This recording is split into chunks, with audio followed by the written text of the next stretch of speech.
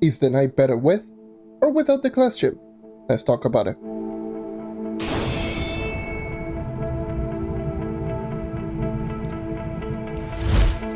So in today's video, I'm going to be essentially just rambling and just talking a little bit on why do I think the class gem version on the knight is better than without the class gem.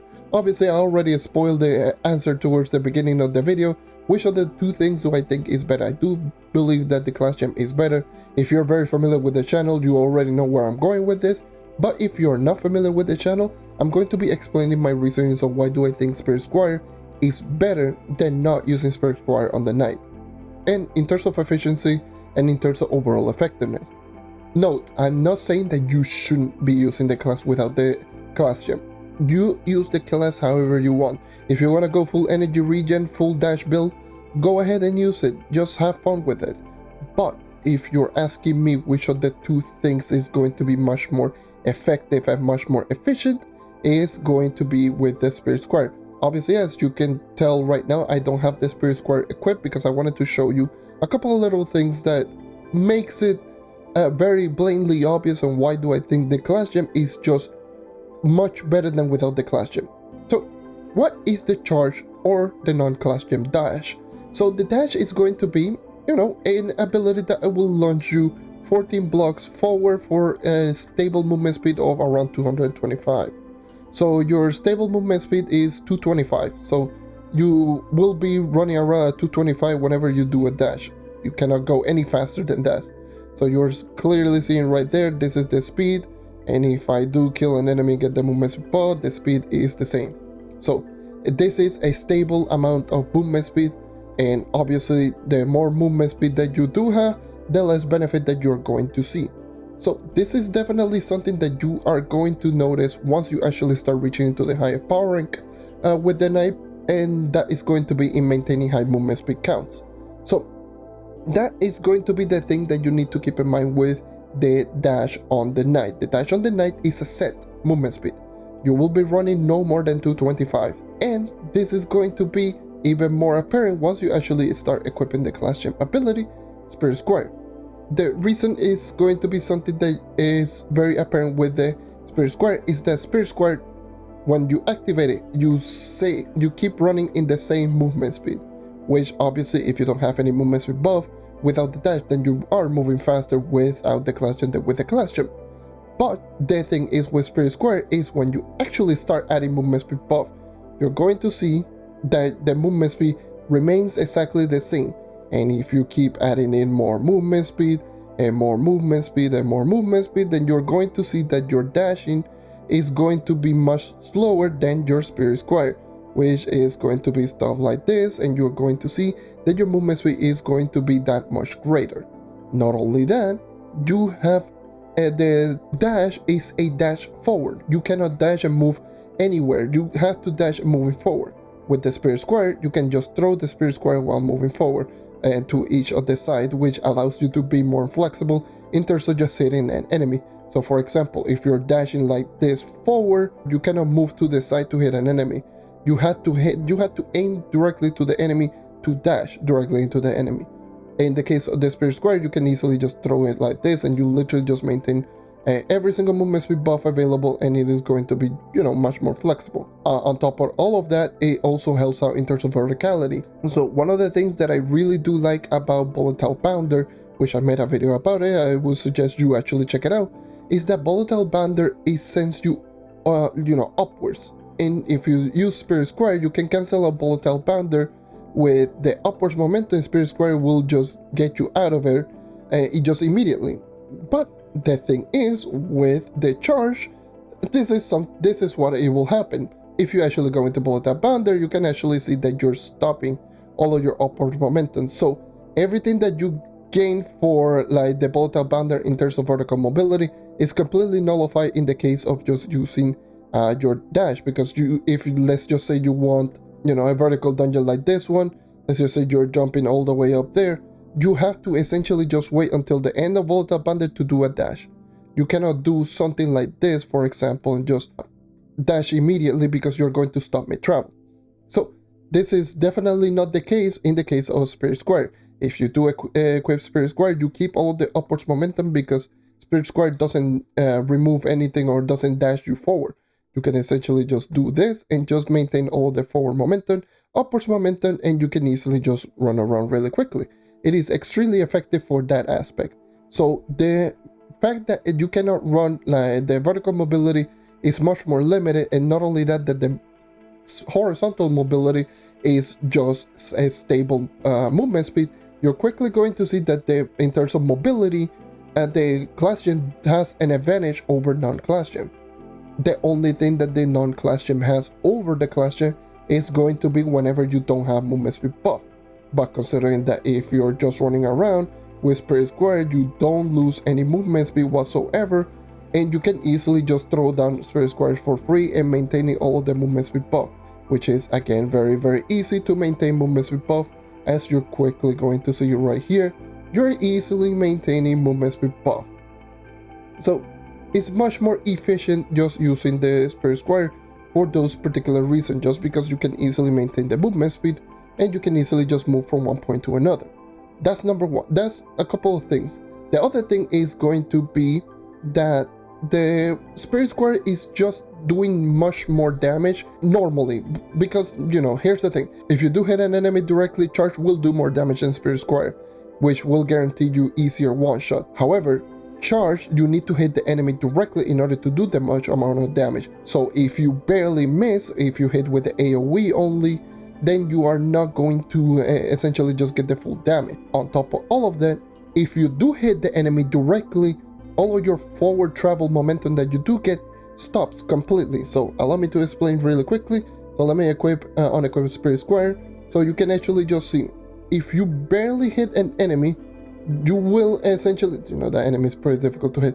So if you barely hit the enemy, like this one for example, if you hit it like this, you can quickly see that you are not killing the enemy one shot, because you're only hitting with the AoE, which does less damage than Spirit Square, which is much more unforgiving if you do miss. So if I actually do see another enemy, and if I do hit directly, you can quickly see that I do one shot, because it does enough damage that it can actually one shot.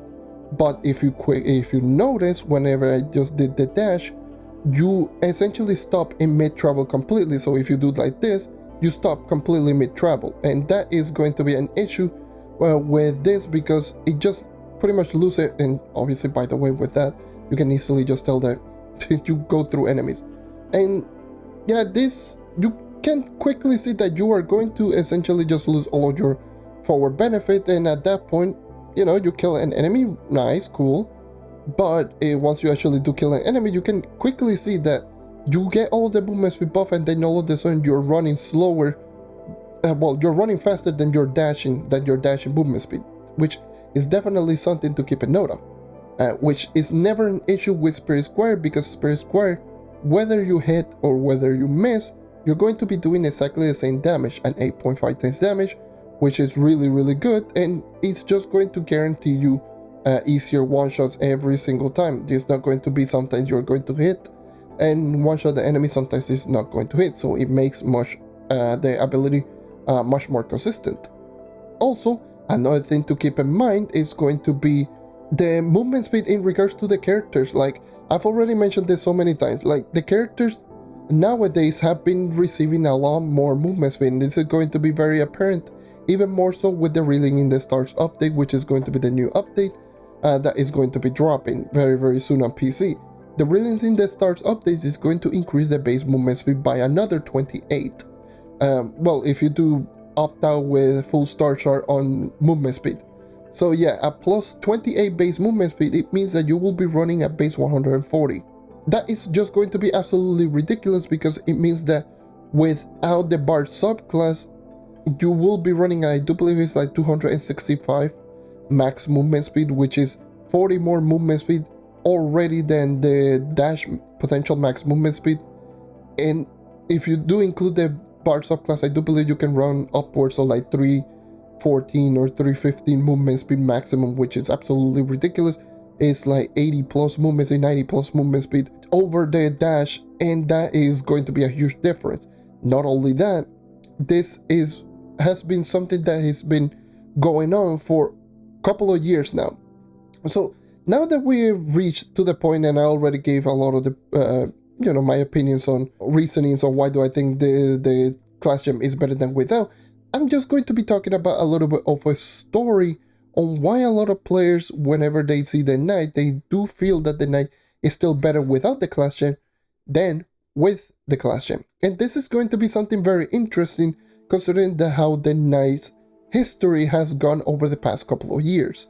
So the knight started off obviously as a character that a lot of people consider to be one of the weakest characters. But the character got an update back in the Adventures update in 2017, where it got the first rework, where it was the knight that we had all the way until before the Shadow Spotlight update. So the knight remained the same from 2017 all the way to 2022. So a lot of people's perception of the knight immediately just seems like, oh, since the character was better in 2017 when it got reworked without the clash and then with the clash, it means that even in 2022 it's going to be exactly the same thing, because obviously the character hasn't received any changes. And when you include the Shadow Spotlight update, the changes to the Shadow Spotlight update were mainly just focused on the basic attack. The other abilities got a damage increase, but none of them got a movement speed increase. So they usually just think that obviously since the knight never received a movement speed increase throughout the whole of the updates, specifically the caters towards Spirit Squire, and then obviously a lot of the players just immediately went with the same mentality of like, oh, if the character was already like this in 2017 when it got reworked, it means it's going to be exactly the same thing right now in 2022, because they never received a movement speed increase throughout all of the years in terms of these buffs. And the only movement speed increase that it received was overcharge, but it affects both the dash and it affects Spirit Square. So, there isn't anything that actually affects this Spirit Square in particular. The only thing that Spirit Square received was in 2017.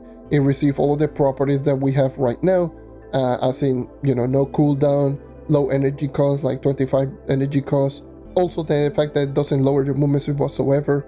All of those things, but none of them were actually just an increase to your movement speed. So your movement speed was stable, exactly the same thing. And considering that before, back in 2017, the maximum movement speed that you could have achieved was around 187. And this is max movement speed. This is with every single buff available, including subclass, which at the time the highest subclass was the Candy Barbarian subclass. And the Candy Barbarian subclass was, plus 20 movement speed. And then you include literally every single movement speed buff that was available during at the time, which was Stellar Gear, Spire Disc, and Ally Buff and Trailblazing. Those were all of the buffs.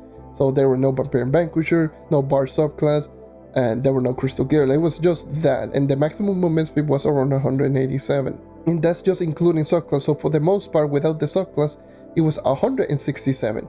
So the movement speed difference back in 2017 was monumental. Like the dash was 225, and with the clash jump was 167. So there was a huge difference right there, a 58 movement speed difference, I do believe it is, and that is a ginormous difference.